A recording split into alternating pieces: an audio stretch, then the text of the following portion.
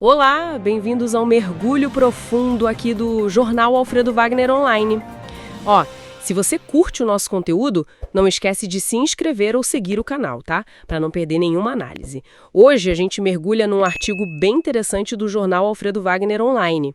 O título é Pais do Antigo Testamento e o chamado à paternidade hoje. Ele pega umas figuras paternas da Bíblia, sabe? E tenta tirar lições para os pais de agora. Foi publicado bem a propósito deste Dia dos Pais, agora, 10 de agosto de 2025. O texto, ele argumenta que o Antigo Testamento, com aquelas listas de nomes enormes, as genealogias, já mostrava como era importante passar a fé, os valores de pai para filho. Então a nossa ideia aqui é tentar destilar o principal dessas histórias, né? E ver qual a relevância disso hoje, sempre olhando pelo que o artigo apresenta. Bom, vamos lá. Vamos desempacotar isso aí. Para começar, vamos pelo início mesmo. Adão. O artigo coloca ele como primeiro pai, né? Com aquela tarefa de cuidar da criação. A falha dele teve consequências sérias, claro, mas o texto diz que é ali, naquele ponto, que surge a ideia de ser pai como uma responsabilidade. Uma responsabilidade perante Deus. E é fascinante, né? Porque o artigo já estabelece essa conexão. Fundamental. Ser pai não é só ter filho, é ter essa responsabilidade divina ligada à própria criação. É bem forte isso. É verdade. Seguindo a linha, a gente encontra Noé. O cenário que o artigo pinta é de um mundo assim bem corrompido, e ele se mantém fiel, salva a família. O texto usa ele como um exemplo de perseverança, sabe? De aguentar firme quando os valores em volta parecem distorcidos. E aqui é onde fica interessante pensar na aplicação hoje, né?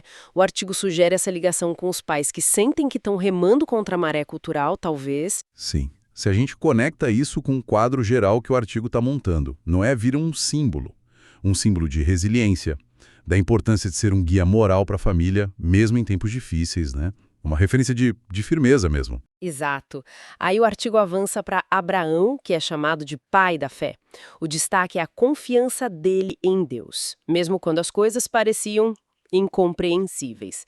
Isaac e Jacó vêm depois, mantendo a promessa divina, mas o artigo faz questão de mostrar que eles também enfrentaram desafios, cometeram erros, como qualquer pai, né? E ainda menciona José, lá no Egito, que o artigo usa para ilustrar a ideia de proteção, de prover em tempos de crise. E tem um padrão interessante que o artigo ressalta, né? O Antigo Testamento não esconde as falhas deles. Não são heróis perfeitos. A grandeza deles, segundo a leitura da fonte, não está na perfeição. Está na busca, né? Na tentativa de cumprir a missão divina, mesmo com tropeços, com falhas. Isso é bem humano. Isso aproxima bastante. O artigo ainda lembra de outras figuras, talvez menos famosas, mas que o texto considera significativas. Boas, por exemplo, falando de honra e cuidado. Amrão, o pai de Moisés, mostrando como criar filhos na fé pode ter um impacto histórico. Eucana e Jessé, pais de Samuel e Davi, para quem o maior tesouro, segundo o artigo, era formar filhos que amassem a Deus, e até Matatias defendendo a fé da família. Então, o fio condutor que o artigo parece traçar é que a paternidade, nessa visão, vai muito além da questão biológica, tá, Gay? É apresentada como uma missão de formar caráter, de transmitir valores, proteger, guiar. Guiar no que a fonte chama de caminho da verdade. Entendi. Então, o que tudo isso quer dizer, trazendo para hoje? O artigo faz essa ponte direto para os desafios modernos, fala da necessidade de coragem, de buscar sabedoria no meio de tanta informação confusa, né? E de ter firmeza para proteger a família. Os exemplos bíblicos entram aí como inspiração mesmo. Exatamente. A mensagem central que o artigo parece querer deixar é um convite. Um convite para olhar para essas figuras todas e aprender um pouquinho com cada uma, sabe? A responsabilidade que o artigo vê em Adão, a fidelidade de Noé, a confiança de Abraão, a honra de Boaz. E com isso, tentar compor um ideal de paternidade, um ideal conectado a um propósito maior. Sempre, claro, na perspectiva do artigo que a gente está analisando. Perfeito.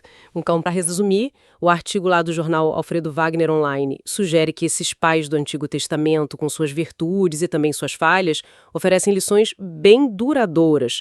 Lições sobre responsabilidade, fé, orientação, que, segundo o texto, ainda conversam muito com os desafios da paternidade hoje em dia. Uhum. E isso, pensando um pouco além do artigo, levanta uma questão interessante, né? O foco dele é bem específico nos pais, no masculino.